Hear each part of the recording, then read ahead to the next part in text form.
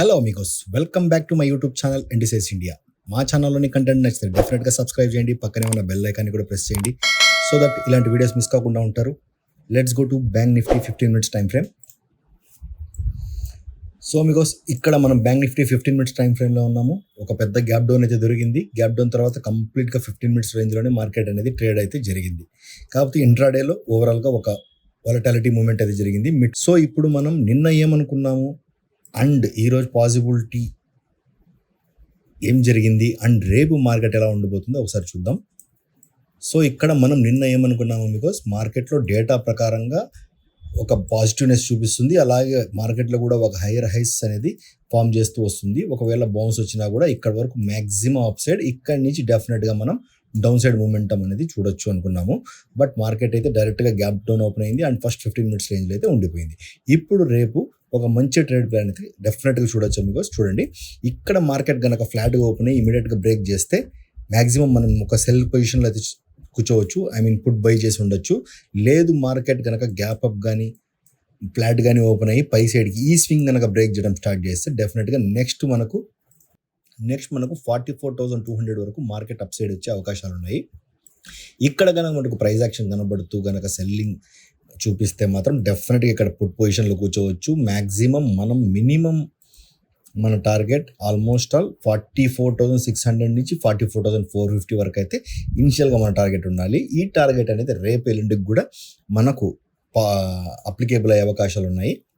So రేపు market ఎలా behave చేస్తుంది అనేది ఇంపార్టెంట్. డైరెక్ట్గా గ్యాప్ అప్ ఓపెన్ అయ్యి ఫస్ట్ హాఫ్లో పైకి వెళ్ళి ఇక్కడి నుంచి సెకండ్ హాఫ్లో కిందికి వచ్చి ఇక్కడే కూడా క్లోజ్ అయిపోయే అవకాశాలు కూడా కనబడుతున్నాయి బికాస్. సో ఇప్పుడు day to day bank Nifty కానీ, నిఫ్టీ కానీ, ఫిన్ నిఫ్టీ కానీ, సెన్సెక్స్ కానీ ప్రతి ఒక్కటి ఈచ్ అండ్ ఎవ్రీ డే ఒక ఎక్స్పైరీ ఉంది కాబట్టి మార్కెట్లో మ్యాక్సిమం మూమెంటమ్స్ అనేది జరగడం లేదు. ఇక్కడ చూడండి, ఒక సెల్లింగ్ జరిగింది, మార్కెట్ వచ్చి ఇక్కడే క్లోజ్ అయింది. ఒక సెల్లింగ్ జరిగింది, బయింగ్ జరిగింది, మళ్ళీ మార్కెట్ వచ్చి ఇక్కడే క్లోజ్ అయింది.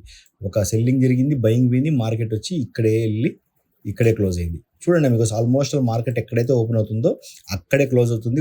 ఓవరాల్గా గ్యాప్స్ అనేవి క్రియేట్ అవుతున్నాయి. ప్రతి గ్యాప్ని ఫిల్ చేసుకోకుండా ఉండడము, మొత్తానికైతే ఎక్కడైతే ఓపెన్ అవుతుందో ఇంచుమించుగా అక్కడే క్లోజ్ అవుతున్నాయి. మ్యాక్సిమం ఆప్షన్ సెల్లర్స్ అనేవాళ్ళు మ్యాక్సిమం మార్కెట్ని హోల్డ్ చేయడానికి అయితే ట్రై చేస్తున్నారు. మనకు ఏదైనా మూమెంటం అంటే ఓవర్ నైట్ గ్యాప్స్ ద్వారా మాత్రమే వస్తున్నాయి. సో ఇక్కడ నేను రికమెండ్ చేసేది ఏమంటే మార్కెట్లో మ్యాక్సిమం మీరు ఆప్షన్ బయింగ్ చేయడం తగ్గించండి. నా దగ్గర ఉండేది 50,000 క్యాపిటలే, నేను ఆప్షన్ సెల్లింగ్ ఎలా చేయగలను అనే ఆలోచన కనుక మీ ఉంటే డెఫినెట్గా కింద కామెంట్ సెక్షన్లో నాకు తెలియజేయండి. దాని గురించి 50Kతో కూడా ఆప్షన్ సెల్లింగ్ ఎలా చేయాలి and minimum profits and expiry డేస్లో ఎలా బుక్ చేయాలనేది డెఫినెట్గా మీకైతే ఒక వీడియో అయితే తెలియజేస్తాను. సో మీకోసం నెక్స్ట్ మనం డేటా వైజ్ అయితే వెళ్ళి చెక్ చేద్దాం. ఈరోజు డేటా అనేది ఏం చెప్తుంది అండ్ ఈ డేటాకి మన టెక్నికల్కి మ్యాచ్ అవుతుందా? మ్యాచ్ అయితే మనము ఈ టెక్నికల్స్ పరంగా దీంట్లో ఏమైనా అడ్జస్ట్మెంట్స్ చేయాల్సి ఉంటుందా, ఈ టెక్నికల్ పరంగా ఏమైనా అడ్జస్ట్మెంట్స్ చేయాల్సి ఉంటుందా అనేది డెఫినెట్గా అయితే ఒకసారి చెక్ చేద్దాం.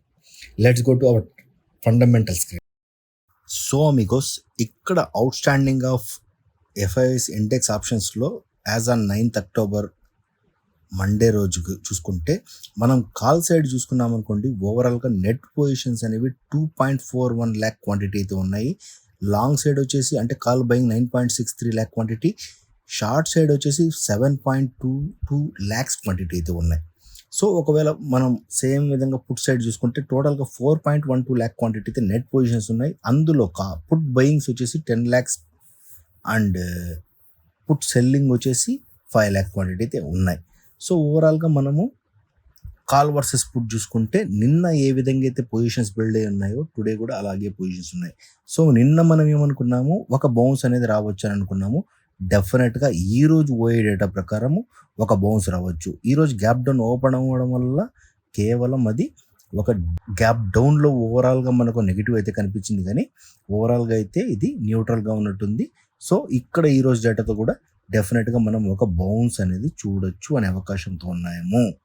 సో మనం ఫండమెంటల్ కాకుండా టెక్నికల్గా కూడా మనం సేమ్ ఒక బౌన్స్ అనేది ఎక్స్పెక్ట్ చేస్తున్నాము. ఫ్లాట్గా ఓపెన్ అయ్యి ఒక స్వింగ్ హైని బ్రేక్ చేస్తే మీరు రీకన్ఫర్మేషన్ కోసం డెఫినెట్గా మళ్ళీ బ్యాక్ స్టెప్కి వెళ్ళి డెఫినెట్గా అయితే చెక్ చేయండి. అండ్ FI డేటా చూసుకుంటే మనము 290 crores అయితే FI ఫ్యూచర్ని సెల్ చేసాము అండ్ నెట్ ఓఐ వచ్చేసి 87,000 ఓఐ అయితే ఉంది. ఇక్కడ మనకు 3.5,000 ఓఐ చేంజ్ అనేది 3.5,000 కాంట్రాక్ట్స్ అనేది ఎఫ్ఐ వాళ్ళది నెగిటివ్ అయితే కనిపించింది. ఓవరాల్గా ఎఫ్ఐ క్యాష్ అయితే 998 crores అండ్ డిఐ క్యాష్ సెగ్మెంట్లో వచ్చేసి 2661 crores. అంటే డిఐఎస్ బయింగ్ సైడ్ ఉన్నారు, ఎఫ్ఐఎస్ సెల్లింగ్ సైడ్ ఉన్నారు అనేది క్లియర్గా కనబడుతుంది. నా వ్యూ కూడా డెఫినెట్గా డౌన్ సైడ్కి అండ్ బేరిష్ వ్యూతో అయితే నేను ముందుకు వెళ్తున్నాను. డెఫినెట్గా every bounce is a selling opportunity for us. So మీకోసం this is all the video. Thank you very much.